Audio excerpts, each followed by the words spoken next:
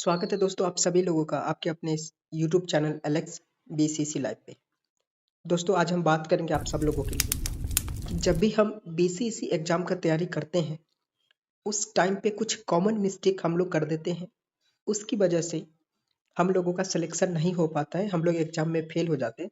और जो हमारा ड्रीम कॉलेज होता है, जो हम करना चाहते हैं, या तो वो पैरामेडिकल कोर्स में हो या पॉलिटेक्निक में हो, वो कॉलेज हम नहीं ले पाते, उस कोर्स को नहीं कर पाते और अपने दोस्तों से 1 साल पीछे हो जाते हैं सिर्फ इस मिस्टेक को कर देने से। इसलिए आज हम बात करेंगे कि आपको कौन सा मिस्टेक नहीं करना है जब आप एग्जाम का तैयारी कर रहे हो। आपके पास कितना समय रहे तो किस चीज को करें, एग्जाम में कितना टाइम बाकी है तो आप किस चीज को कर सकते हैं, क्या नहीं कर सकते हैं। उन्हीं 4-5 मिस्टेक पे आज हम बात करेंगे, ठीक है। और ये बीसीसी 2025 का एग्जाम होने वाला है, उसके लिए हम बात करते हैं the biggest mistake to avoid BCC exam 2025। Otherwise आप फेल हो सकते हो, आपका जो तैयारी है अच्छे लेवल का नहीं हो सकता है। जैसे कि आप सब लोगों को पता है, अभी से यानी आज के डेट से आपके एग्जाम में 1 से 1.5 महीने का समय बाकी रह गया है। ये समय कुछ लोगों के लिए बहुत है, कुछ लोगों के लिए बहुत कम है। अब ये समय किसके लिए बहुत है? जो लोग अच्छे से पढ़े हुए हैं, सारा सिलेबस उनका आज तक कवर्ड है, जो सिर्फ रिवीजन करेंगे, क्वेश्चन प्रैक्टिस करेंगे, उनके लिए ये समय बहुत है। अब किसके लिए ये समय बहुत कम है? जो लोग आज तक सिलेबस नहीं कवर कर पाए हैं, जो लोग रिवीजन करना स्टार्ट नहीं किए हैं, जो लोग क्वेश्चन प्रैक्टिस नहीं कर पाते हैं, जो लोग टेस्ट नहीं दे पाते, उन लोगों के लिए ये समय बहुत कम है। उन लोगों को अभी क्या करना चाहिए और क्या नहीं करना चाहिए, इसी टॉपिक पे बात करेंगे। सबसे पहले आ जाते हैं, जब भी हम किसी भी एग्जाम का तैयारी करते हैं तो सबसे ज्यादा जरूरी हमारे लिए ये हो जाता है कि हम एग्जाम का जो पैटर्न होता है ना, किस पैटर्न पे हमारा एग्जाम होने वाला है। यानी जिस एग्जाम के लिए हम तैयारी कर रहे होते हैं वो एग्जाम है हमारा, उस एग्जाम का पैटर्न क्या रहने वाला है। पैटर्न में कुछ चीजें हैं कॉमन है, जैसे नंबर ऑफ क्वेश्चन क्या आने वाले हैं, सिलेबस क्या होगा, उस सिलेबस में सब्जेक्ट क्या क्या हो सकता है, टॉपिक क्या क्या हो सकते हैं उस सब्जेक्ट से, ठीक है। एग्जाम कितने मार्क्स का होने वाला है, कितना नंबर ऑफ क्वेश्चन आएगा, कितना निगेटिव मार्किंग होगा, ठीक है। इन सब चीजों को हमें पैटर्न में देखना होता है, किस तरीके का क्वेश्चन आता रहा है लास्ट एग्जाम में, ठीक है। इस तरीके से हम एग्जाम के पैटर्न को समझ सकते हैं। ऑलरेडी आपको वीडियो मिल जाएगा कि एग्जाम का जो पैटर्न है किस तरीके का है, सिलेबस का भी वीडियो मिल जाएगा बीसीसी 2025 के, उस पर आप जा करके चेकआउट कर सकते हैं, या फिर इसमें भी आपको जो है लास्ट में वीडियो मिल जाएगा, वहां भी चेकआउट कर सकते हैं, ठीक है। तो सबसे पहले जिन लोगों का अब तक सिलेबस कंप्लीट नहीं हुआ है, ठीक है, उन लोगों से तो यही रिक्वेस्ट है, जो लोग सिलेबस कवर कर लिए वो बस रिवीजन करेंगे, रिवीजन करने के बाद टेस्ट लगाएंगे, टेस्ट के बाद क्वेश्चन पेपर प्रैक्टिस करते रहेंगे, फिर से टेस्ट लगाएंगे, उनका बहुत अच्छा हो जाएगा, ठीक है। जो लोग अब तक नहीं कर पाए हैं सिलेबस कवर, उन लोगों के लिए क्या है, वो लोग सबसे पहले तो एग्जाम पैटर्न समझे। अगर आप एग्जाम के पैटर्न को जानते हैं, ये आपको पता है कि इस एग्जाम में कैसे क्या होता है, तो आप क्या कर सकते हैं, अवॉइड कर सकते हैं किस चीज को, डीपली स्टडी को। अभी कुछ लोग क्या करेंगे, तो उनको पता है कि आपके एग्जाम में सिर्फ 1.5 महीने का टाइम बाकी रह गया है, 1.5 महीने में आपका एग्जाम हो जाने वाला है, ठीक है। फिर भी वो क्या गलती करेंगे, डीपली स्टडी करेंगे। डीपली स्टडी किस चीज का करेंगे, सिलेबस का डीपली स्टडी करेंगे। अब आप मुझे बताइए, जो सिलेबस किसी पर्सन का 1 साल में नहीं कवर हो पाया, क्या वो 1.5 महीने में कवर हो जाएगा? बिल्कुल भी नहीं। अगर आप ऐसा सोच रहे हैं कि आप कर लेंगे, अभी से करेंगे तो हो जाएगा, ये संभव नहीं है। इसलिए आप डीप स्टडी को अवॉइड करें, ठीक है।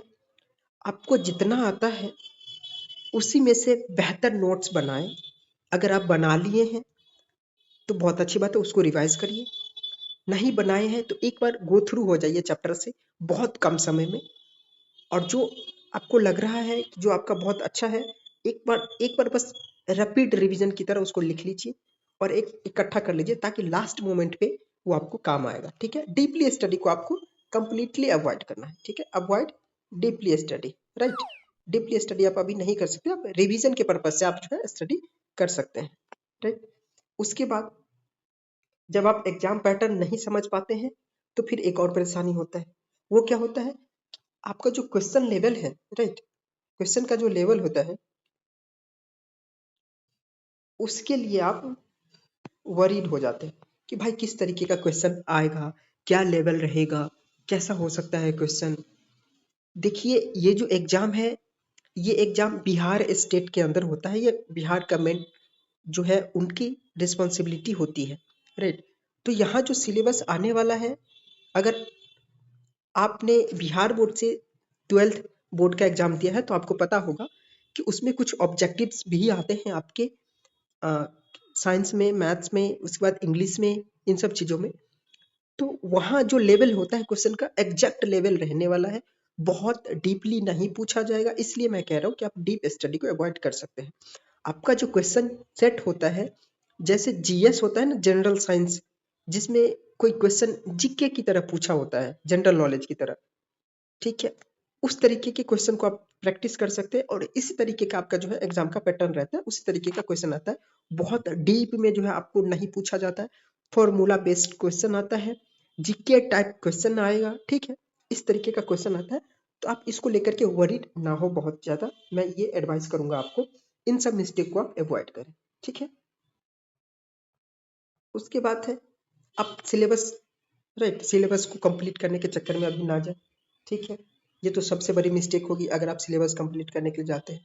सो इस चीज़ को आप अवॉइड करें, सिलेबस कंप्लीट करने की कोशिश को, राइट।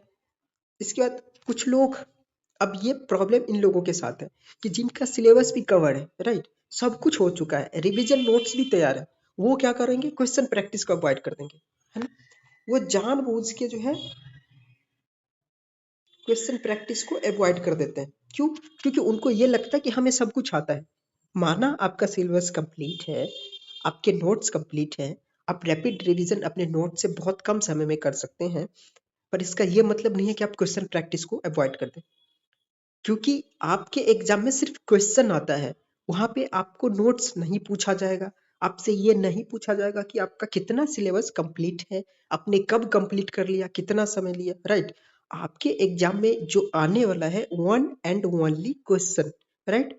तो आपको उस चीज को प्रैक्टिस करके जाना है जो आपके एग्जाम में आने वाला है। आप इसको बिल्कुल भी अवॉइड नहीं कर सकते। और ये क्वेश्चन प्रैक्टिस उन लोगों के लिए भी है जो लोग अब तक सिलेबस ही ना कवर कर पाए हैं, तो उनसे भी कहना है कि आप रिवीजन करें और रिवीजन करने के साथ साथ क्वेश्चन का प्रैक्टिस करें। अब क्वेश्चन किस तरीके का आएगा आपको बता दिया, ये जीके टाइप क्वेश्चन होता है। 10th 11th 12th का जो आपका सिलेबस है बिहार बोर्ड का, जिस जिस प्रकार का क्वेश्चन उस बोर्ड में आता है उसी प्रकार का क्वेश्चन जो है आपका आने वाला है, राइट। कई बार तो सीधा सीधा फॉर्मूला पूछ दिया जाता है, ठीक है। कई बार आपसे पूछ दिया जाएगा कि मिल्क टीथ कितने होते हैं, अगर बायो से मतलब क्वेश्चन की बात करें तो, ठीक है। केमिस्ट्री में आपको जो है सोडा लाइम ये सब पूछ दिया जाएगा, बेकिंग सोडा जो है सो पूछ दिया जाएगा क्या होता है, उसका फॉर्मूला क्या होता है। इस तरीके से क्वेश्चन आता है, बहुत हार्ड नहीं आएगा, इजी होता है और मॉडरेट होता है, बहुत हार्ड नहीं आएगा, राइट।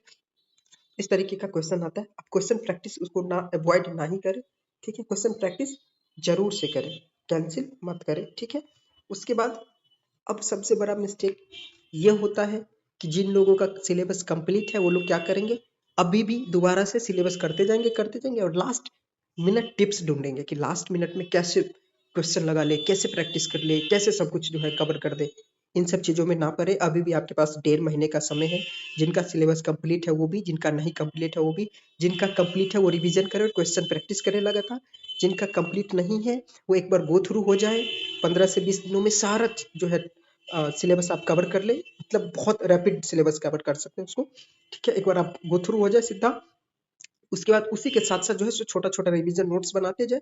और उसके बाद जो आपके पास 1 महीने का समय जब रह जाता है, 20 दिन का समय रह जाएगा, तो आप जो है रिवीजन करेंगे, क्वेश्चन प्रैक्टिस करेंगे, रिवीजन करेंगे, क्वेश्चन प्रैक्टिस करेंगे, और इस तरीके से आपका एग्जाम निकल जाएगा, 100% गारंटी है। अगर आप इन सब चीज़ों को अवॉइड ना करते हैं जो मैं अभी बताया, और जो मैं बताया करने को वो नहीं करते हैं, तो आपका एग्जाम निकलना बहुत मुश्किल है। क्योंकि प्रैक्टिस से ही सब कुछ होता है, और प्रैक्टिस आपको उस चीज़ का करना है जो आपके एग्जाम में पूछा जाएगा।